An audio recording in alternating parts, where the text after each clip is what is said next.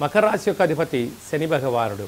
వీరికి ఒకవైపు ఏళ్లనాటి శని శివరార్ధ సంచార స్థితిలో ఉన్నప్పుడు ఏడాది తర్వాత రవి భగవానుడు మకర రాశిలోనే బుధాదిత్య రాజయోగంలో సంచారం చేయడం వలన ప్రభుత్వ ఉద్యోగ ప్రయత్నం చేసేవారికి చాలా మంచి కాలము. ప్రభుత్వ అధికారులతో సఖ్యత అవసరము. వీలైనంత వరకు బంధువులతో కానీ, మిత్రులతో కానీ, పై అధికారులతో కానీ, పోలీసులతో కానీ, అడ్వకేట్స్తో కానీ వాగ్వివాదం ఇది సరైన సమయం కాదు.